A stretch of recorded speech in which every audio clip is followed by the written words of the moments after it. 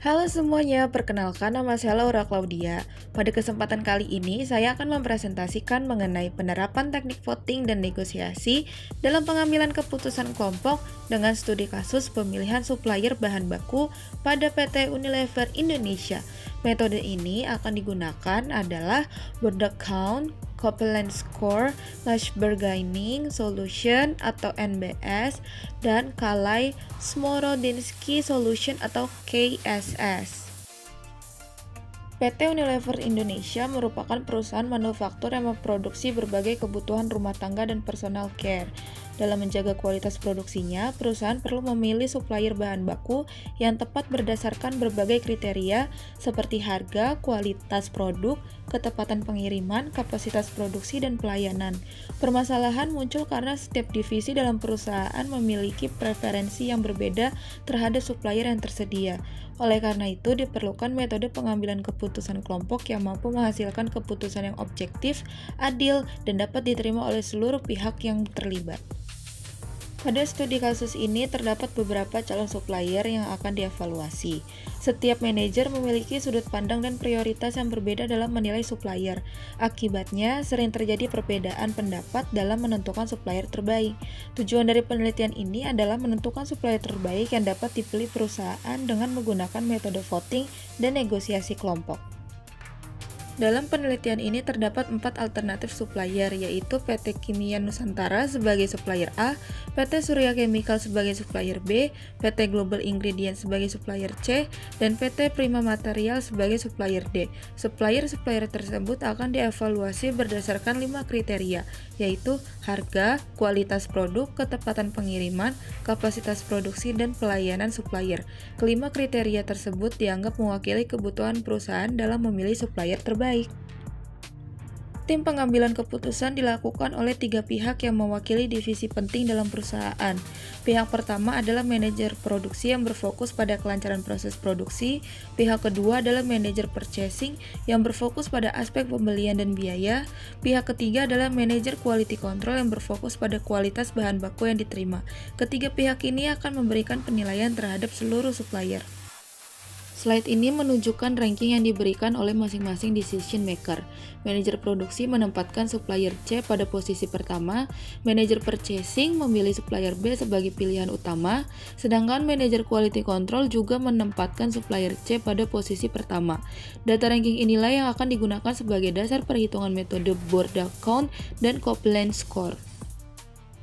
Konsep Borda Count merupakan salah satu metode voting yang digunakan untuk menentukan alternatif terbaik berdasarkan total skor yang diperoleh oleh seluruh pengambilan keputusan. Metode ini bekerja dengan mengubah ranking menjadi nilai atau skor tertentu. Semakin tinggi posisi atau suatu alternatif dalam ranking, maka semakin besar skor yang diperoleh. Selanjutnya, seluruh skor dijumlahkan untuk menentukan alternatif terbaik. Pada langkah pertama dilakukan konversi ranking menjadi skor. Karena terdapat 4 alternatif supplier, maka ranking pertama memperoleh skor 4, ranking kedua memperoleh skor 3, ranking ketiga memperoleh skor 2, dan ranking keempat memperoleh skor 1. Skor ini nantinya digunakan dalam proses perhitungan total nilai Borda. Setelah skor ditentukan, langkah berikutnya adalah menghitung total skor setiap supplier. Supplier A skor 6, supplier B skor 9, supplier C skor 11, sedangkan supplier D skor 4. Total skor diperoleh dari penjumlahan nilai yang diberikan oleh seluruh decision maker. Berdasarkan hasil perhitungan Borda Count, supplier C merupakan skor tertinggi yaitu 11. Posisi kedua ditempati supplier B dengan skor 9. Dengan demikian, supplier C menjadi alternatif terbaik menurut metode Borda Count. Metode berikutnya adalah Copeland Score. Berbeda dengan Borda Count yang menggunakan total score, Copeland menggunakan perbandingan berpasangan atau pairwise comparison. Setiap alternatif dibandingkan satu persatu dengan alternatif lainnya. Jika menang mendapatkan nilai plus 1, jika kalah mendapatkan minus 1, dan jika seri mendapatkan nilai 0. Karena terdapat 4 langkah supplier, maka jumlah pasangan yang dapat dibandingkan adalah 6 pasangan. Pasangan tersebut yaitu A lawan B, A lawan C, A lawan D, B lawan C, B lawan D, dan C lawan D. Seluruh pasangan ini akan dianalisis untuk menentukan pemenangnya. Pada tahap ini dilakukan pairwise comparison.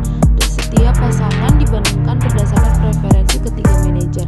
Sebagai contoh, pada pasangan A dan B, dua manajer memilih B sehingga B menjadi pemenang. Proses yang sama dilakukan untuk seluruh pasangan sehingga diperoleh pemenang dari masing-masing perbandingannya. Setelah seluruh pasangan dibandingkan, hasilnya direkapitulasi. Supplier C berhasil memenangkan perbandingan terhadap supplier A, B, dan D.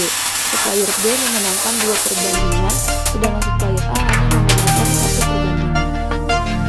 Selanjutnya dihitung jumlah kemenangan dan kekalahan masing-masing supplier. Supplier C memperoleh 3 kemenangan dan tidak mengalami kekalahan.